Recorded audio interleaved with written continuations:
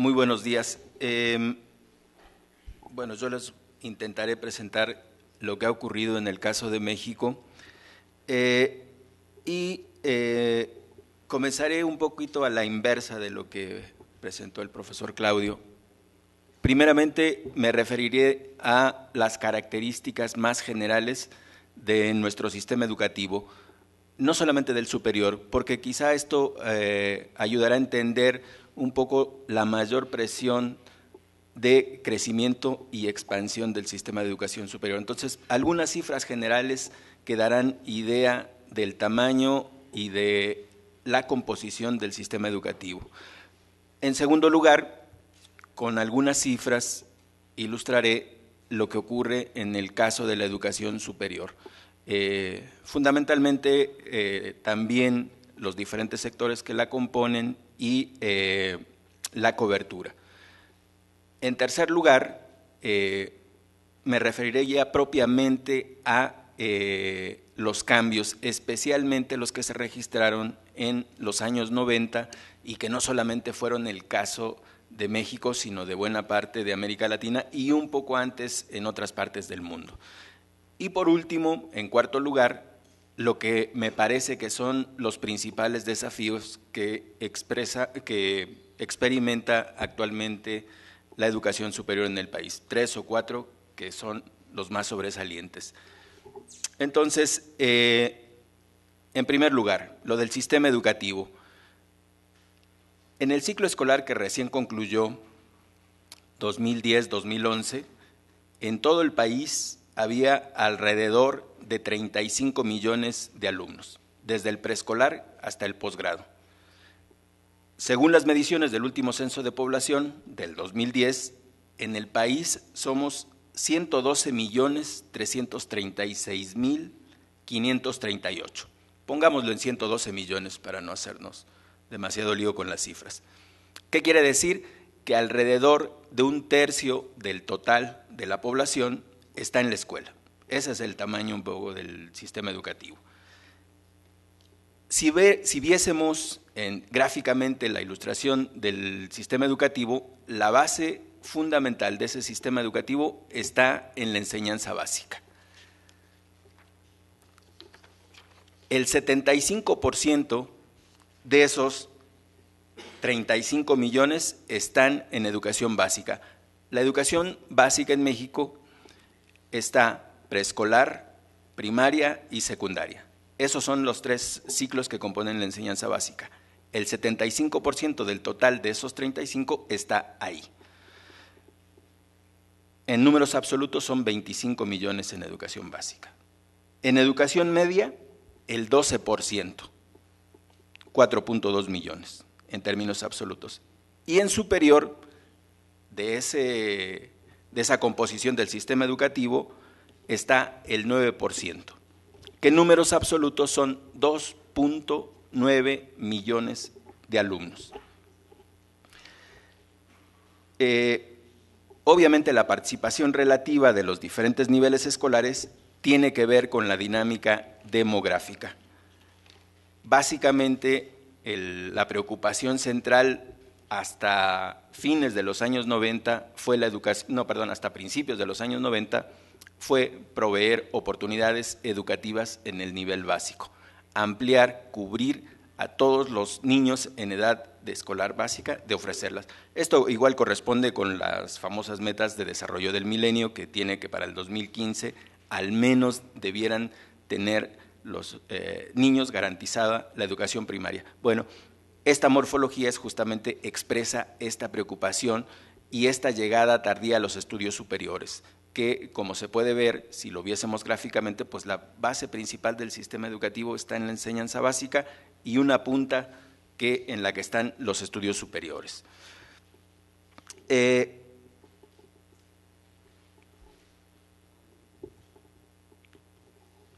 la actualidad, además, en la enseñanza básica, la que es obligatoria son 6 años de primaria, pero una reforma del año 93 convirtió en obligatoria también 3 años de secundaria. Y una reforma posterior del 2002 convirtió en obligatorios 3 años de preescolar. ¿Qué quiere decir esto? Que hay 12 años de escolaridad obligatoria, de los 3 a los 15 años. Lo que está cubierto es fundamentalmente la educación primaria, pero tenemos todavía déficit en educación secundaria, los últimos 3 años de la educación básica y los 2 primeros años del preescolar. Eso tiene una presión fuerte de recursos y de presión en el sistema educativo. Y además, actualmente en el Congreso hay una iniciativa para hacer obligatorios los 3 años de educación media. Es decir, que habría hasta los 15 años de educación obligatoria. Todavía no se discute, en las 2 cámaras está ingresada la iniciativa para la obligatoriedad de la educación media y hace falta todavía la opinión del Senado.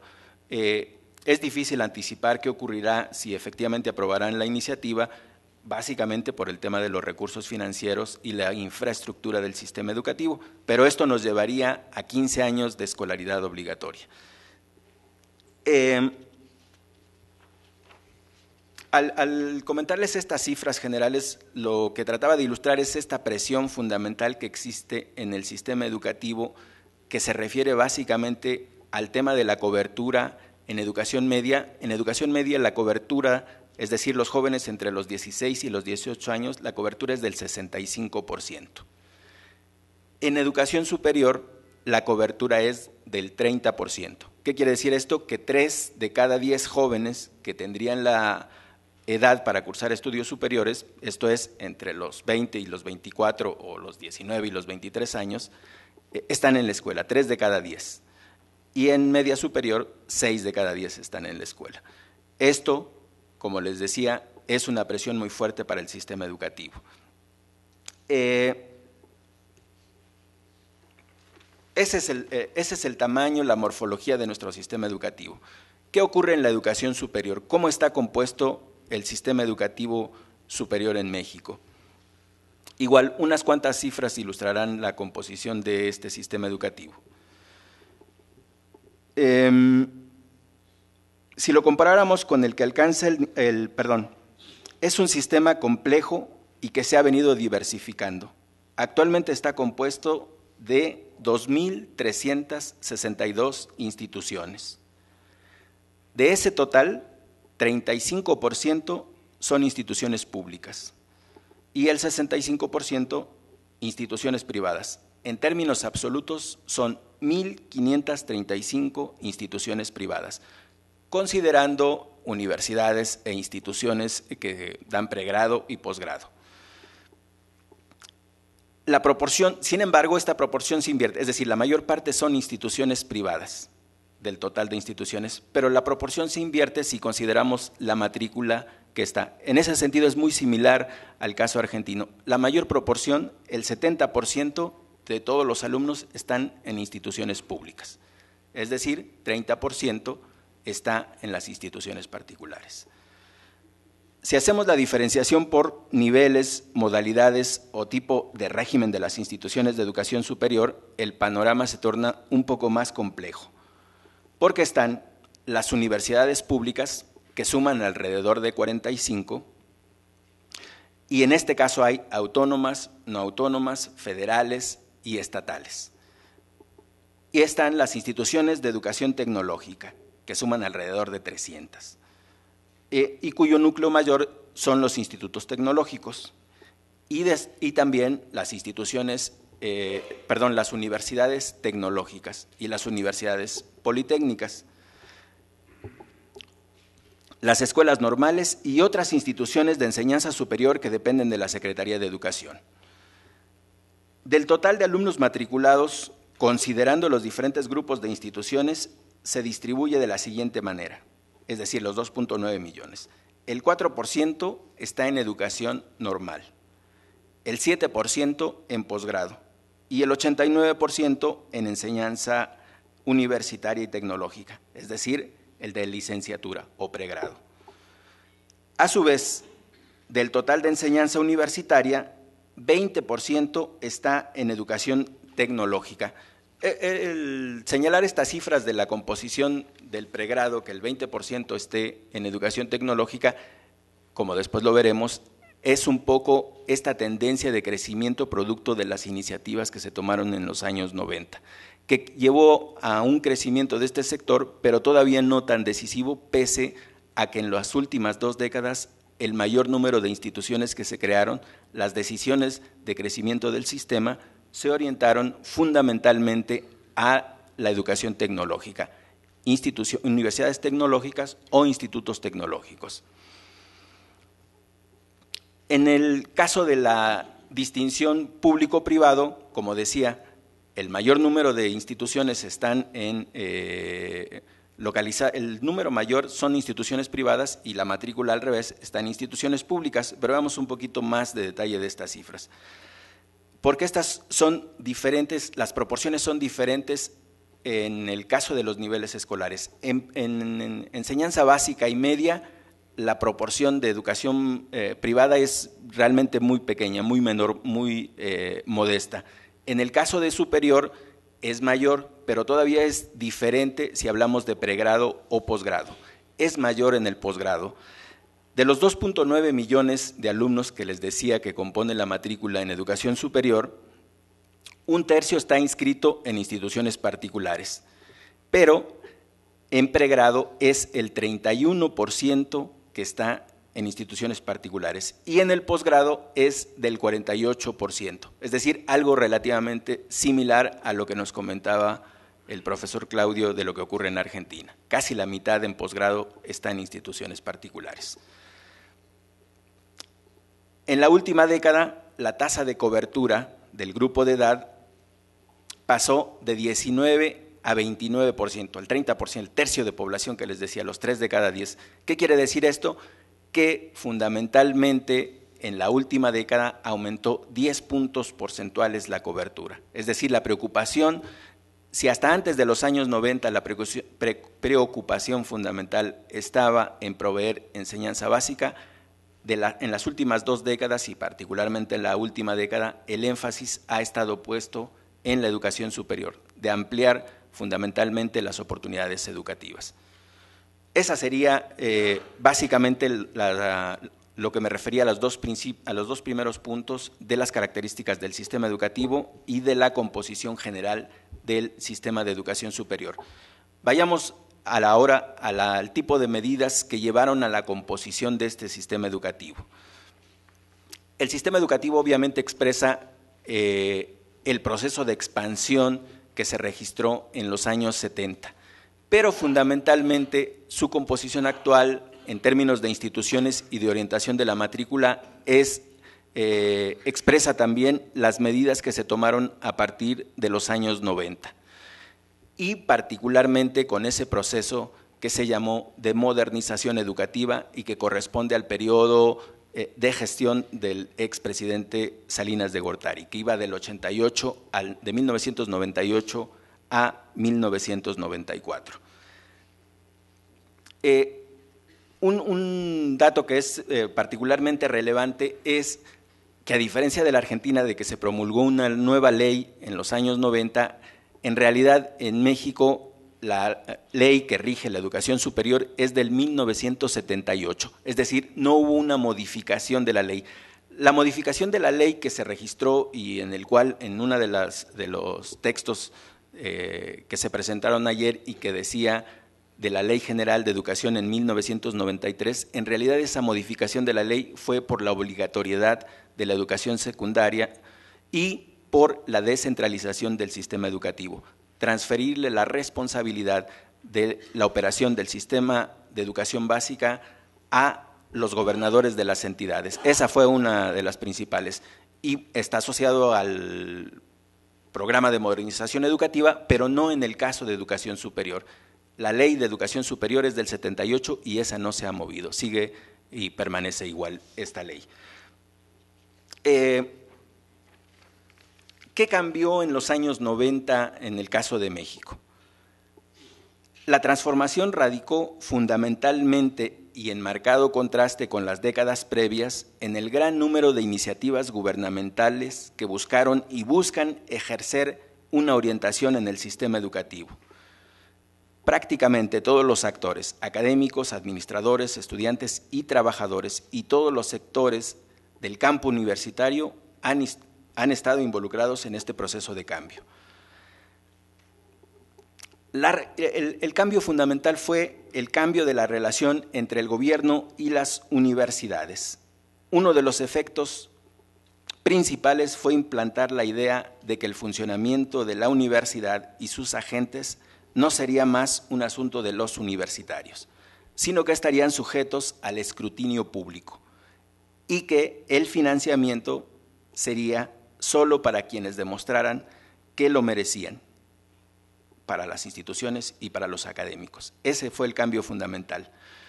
Me voy a permitir leer una cita de otro autor que caracteriza este cambio de relaciones. Dice: al antiguo supuesto de que el crecimiento de la educación superior es en sí mismo un bien social, de lo que deriva la obligación pública de sostenerlo incondicionalmente, se ha venido a oponer la noción de que se trata de un servicio que tiene que justificarse a partir de su producción, de sus productos y resultados.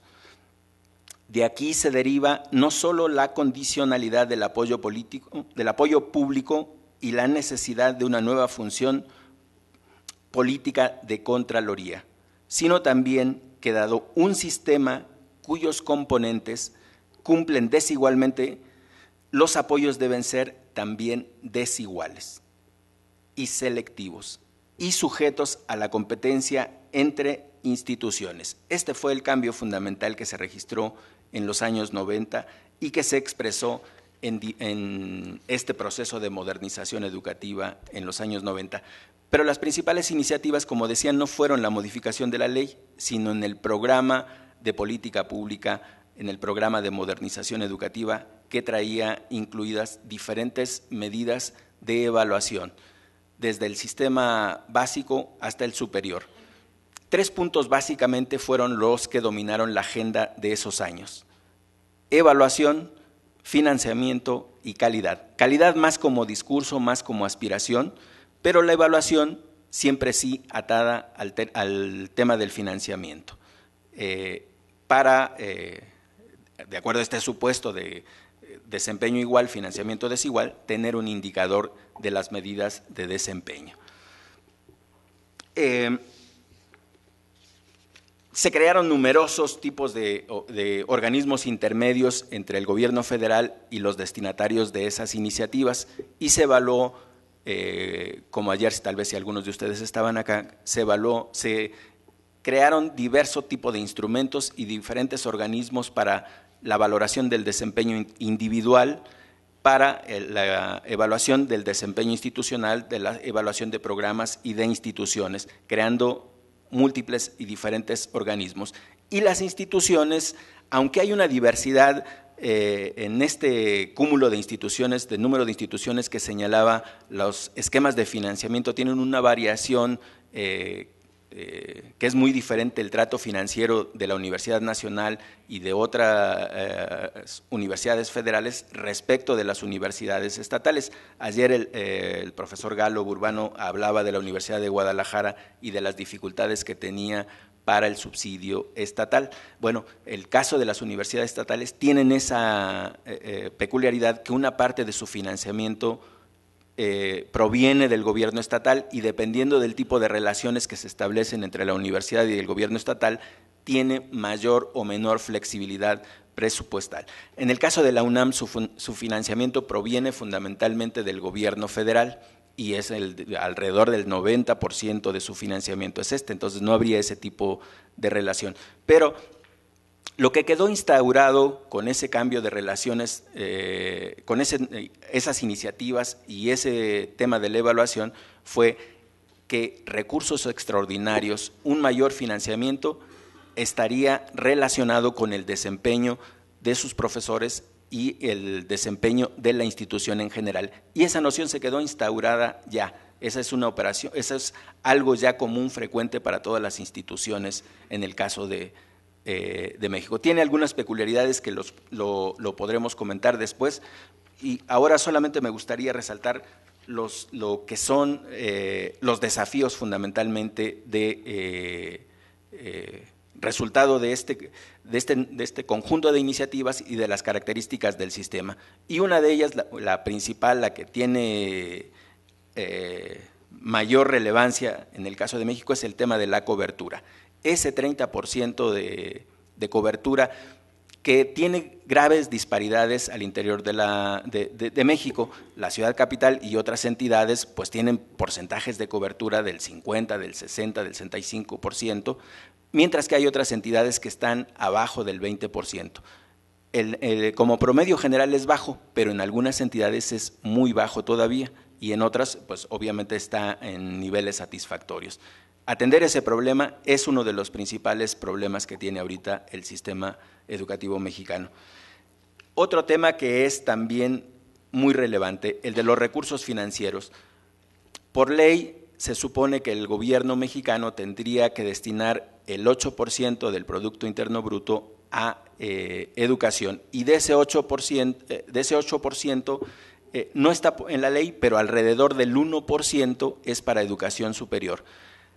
La iniciativa de la Asociación de Rectores quiere llevar ese 1% a 1.5% a través del establecimiento de presupuestos plurianuales. Esa es otra iniciativa que actualmente también están tratando de ingresar en la Cámara. Es difícil también anticipar si efectivamente se aprobará o no, pero el tema de los recursos obviamente tiene que ver con la expansión de la cobertura y con la operación de las instituciones, porque la mayor parte de los resultados mejoraron la infraestructura de las instituciones y el nivel de escolaridad de los profesores, pero en el tema de la cobertura, aunque se ha avanzado de manera importante en la última década, pues hay ahí un rezago. Entonces, el segundo era del tema de los recursos financieros. Un tercer tema, que es el de la integración y coordinación del sistema en su conjunto. Aquí particularmente tiene relevancia el tema de regulación de las instituciones particulares y de articulación del sistema público entre instituciones tecnológicas, universitarias y normales.